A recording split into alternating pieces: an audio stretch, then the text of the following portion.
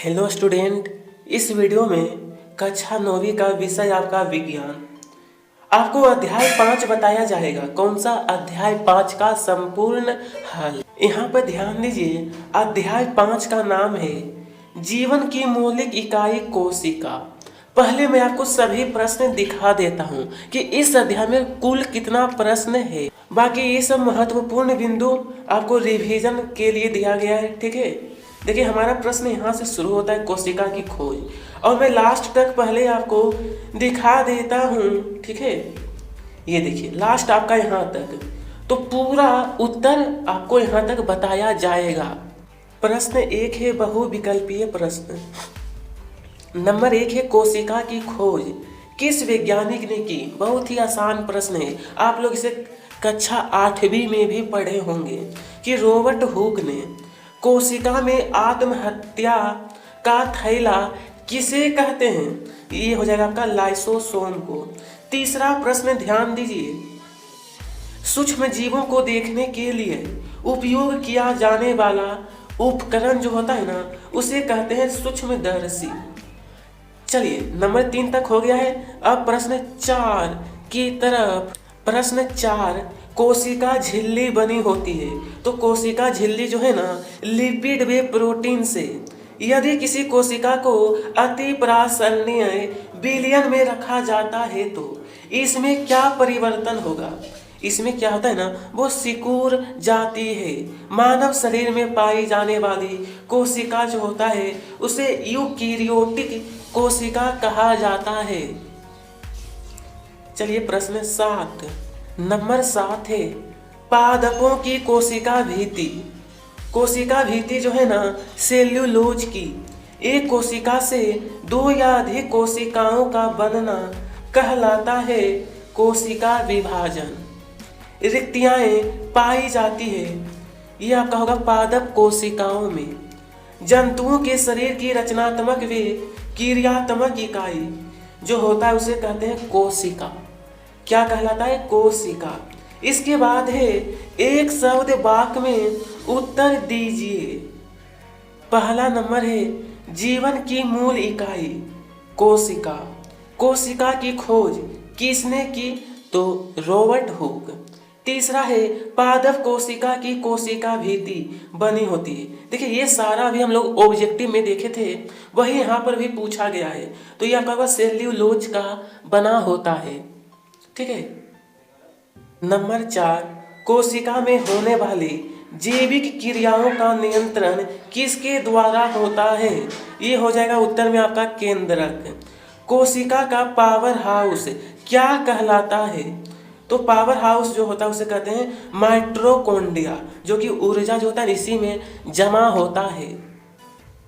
इसके आगे है मानव शरीर की सबसे बड़ी कोशिका। इसका उत्तर रहेगा तंत्रिका कोशिका। गुणसूत्र मुख्यतः बने होते हैं डीएनए और प्रोटीन से। नारियल का रेशा किस ऊतक का बना होता है? तो प्रिय विद्यार्थी, नारियल का जो रेशा है ना, स्क्लेरन काइमा का, स्क्लेरन काइमा। ठीक है।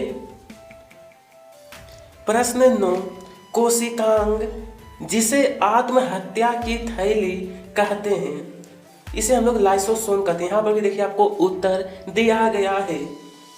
जीवों का हृदय किस ऊतक का बना होता है?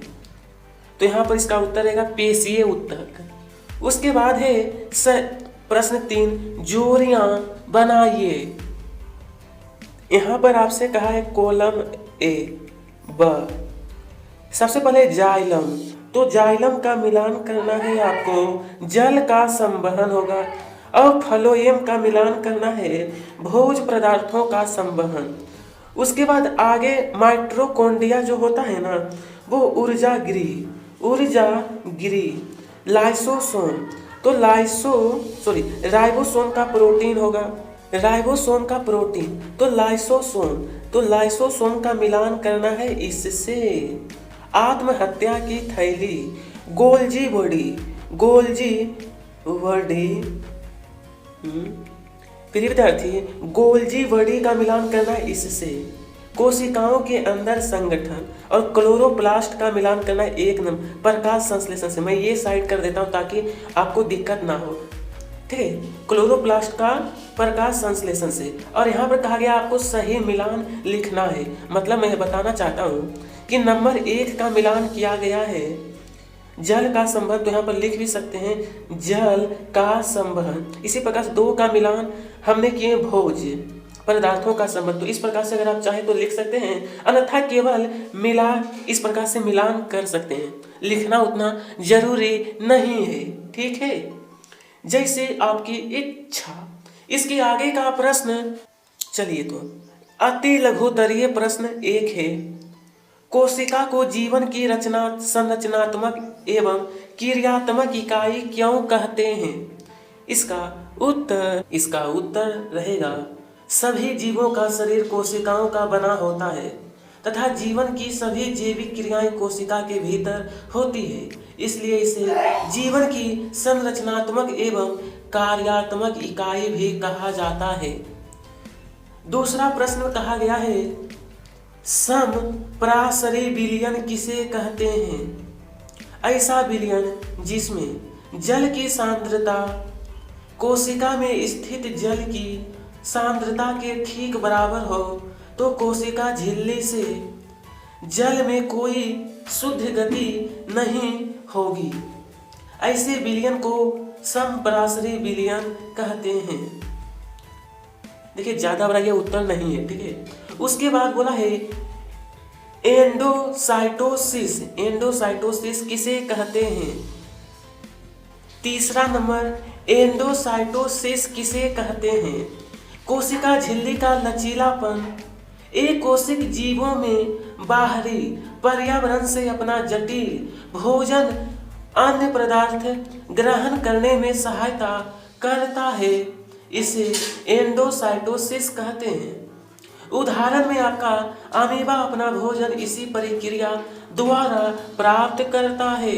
प्रश्न 4 में कहा है पिनोसाइटोसिस किसे कहते हैं? नंबर 4 में जो कहा गया इसका उत्तर है एक कोशिकीय जीव द्वारा द्रव पदार्थों का अंतःग्रहण पिनोसाइटोसिस कहलाता है।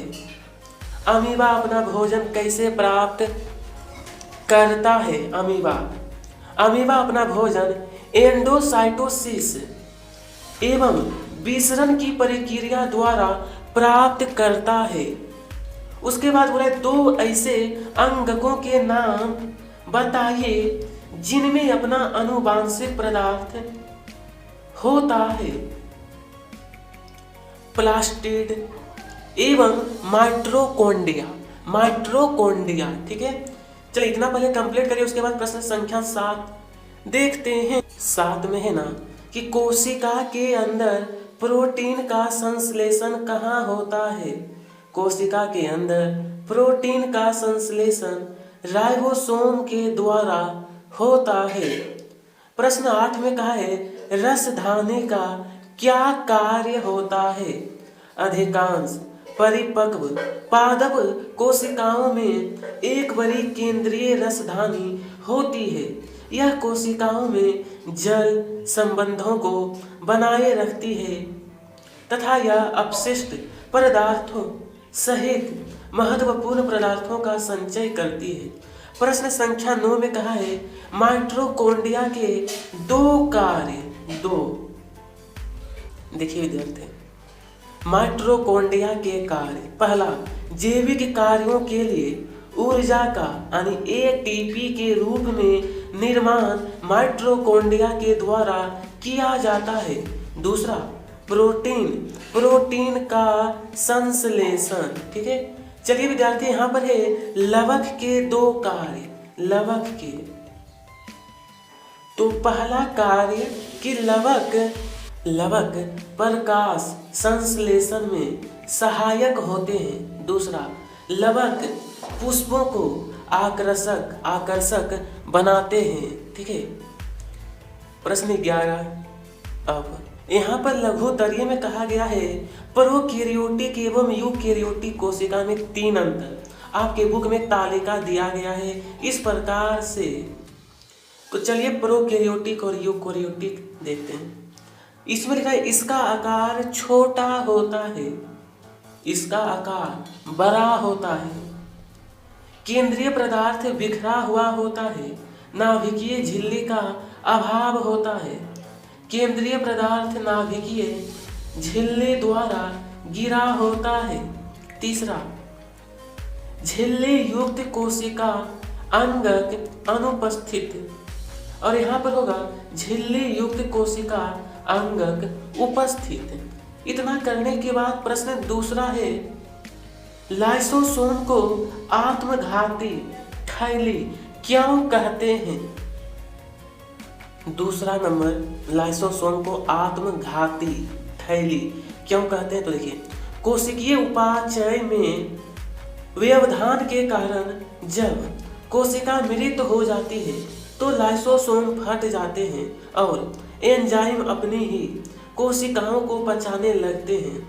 ये एंजाइम बहुत शक्तिशाली पाचनकार एंजाइम होते हैं। ठीक है, उसके बाद प्रश्न तीसरा है, कोशिका का बिजली घर यानी पावर हाउस किस अंग को कहते हैं और क्यों? प्रश्न 3 का उत्तर है माइटोकॉन्ड्रिया। माइटोकॉन्ड्रिया के अंदर उपस्थित एटीपी का पूरा नाम है एडिनोसिन ट्राइफॉस्फेट। जीवन के लिए आवश्यक विभिन्न जैव रासायनिक क्रियाओं को संपन्न करने के लिए ऊर्जा प्रदान करते हैं। इसलिए माइटोकॉन्ड्रिया को कोशिका का बिजली घर कहा जाता है। प्रिय विद्यार्थी, अगर आपके बुक में ज़्यादा जगह नहीं है तो आप लोग यहाँ तक लिख लीजिए, बाकी ये वाला जो लाइन है इसे लिखना उतना ज़रूरी नहीं है। तो अगर जगह नहीं है तो इतना लिख लीजिए, ठीक है, क्योंकि मैंने देखा हूँ कि 3 लाइन दिया गया है। चलिए प्रश्न 4, अगर जगह रहेगा तो ये वाला लाइन लिखना है, नहीं रहेगा तो ये लाइन उतना जरूरी नहीं है। प्रश्न 4 है, प्लाज्मा झिल्ली को चयनात्मक वर्णात्मक पारंगमय झिल्ली क्यों कहते हैं? उत्तर, प्लाज्मा झिल्ली को कोशिका झिल्ली के नाम से भी जाना जाता है, जो कोशिका के चारों ओर बाहरी आवरण के रूप में पाई जाती है।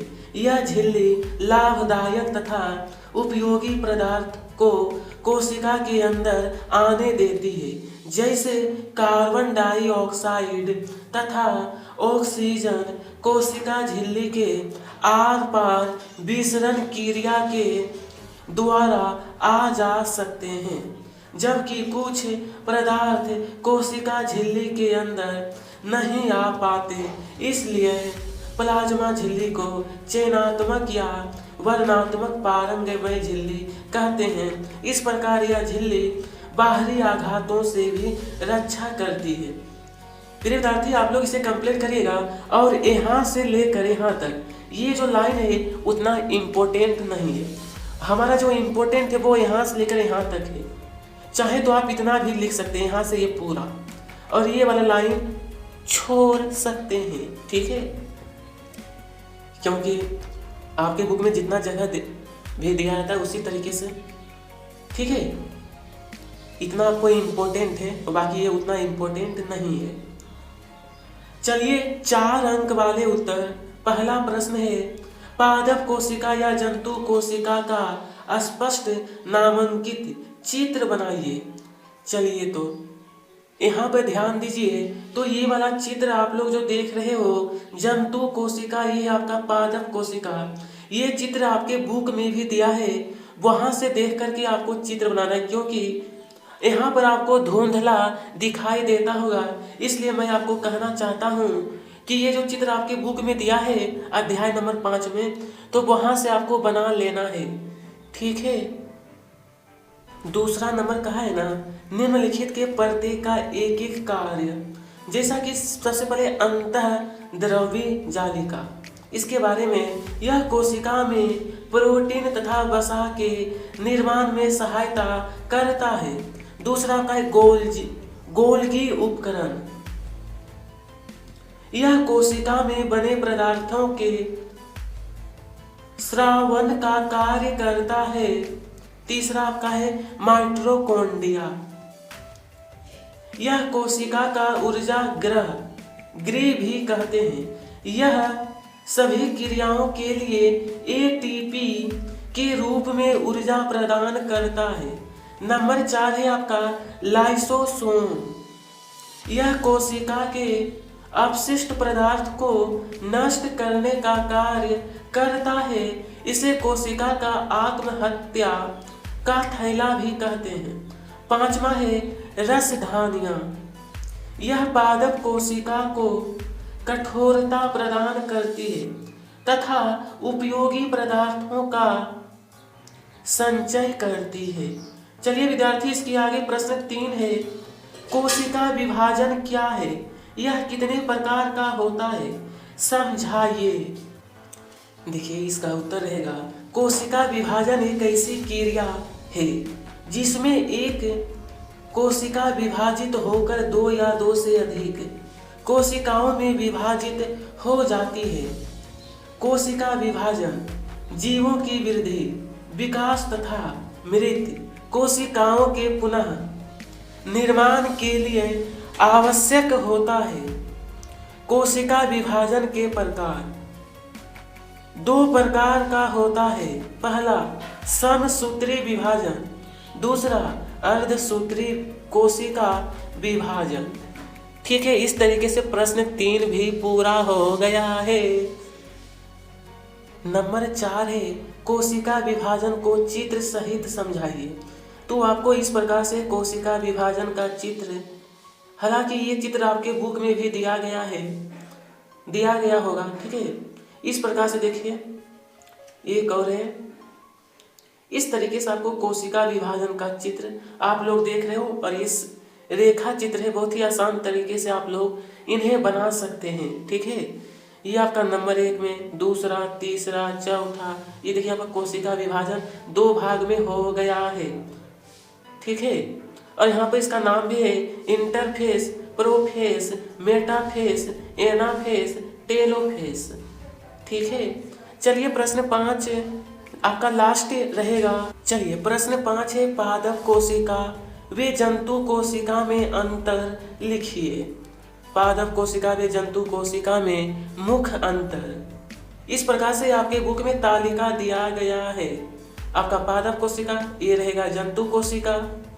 पहला नंबर लिखना है पादप कोशिका पादपों में पाई जाती है, जंतु कोशिका जंतुओं में। दूसरा, पादप कोशिका में कोशिका भित्ति उपस्थिति होती है, जंतु कोशिका में कोशिका भित्ति जो है ना अनुपस्थित होता है, यानी कि जंतु कोशिका में नहीं होता है। तीसरा, पादप कोशिका में हरित लवक पाया जाता है, जिसको इंग्लिश में कहते हैं क्लोरोप्लास्ट। जंतु कोशिका में हरित लवक अनुपस्थित होता है। पादप कोशिका में बड़ी रिक्तियाएं होती है, लेकिन जंतु कोशिका में रिक्तियाएं या तो अनुपस्थित होती है या आकार में छोटी होती है। 5वां, पादप कोशिका में सेंट्रोसोम नहीं होता, जंतु कोशिका में सेंट्रोसोम पाया जाता है। इसी के साथ आपका यह जो चैप्टर है वह समाप्त हो गया है। कमेंट में बताइएगा अगला कौन सा चैप्टर आपको चाहिए। वीडियो पसंद आई हो तो लाइक करिएगा, साथ में सब्सक्राइब। आप सभी को तहे दिल से धन्यवाद।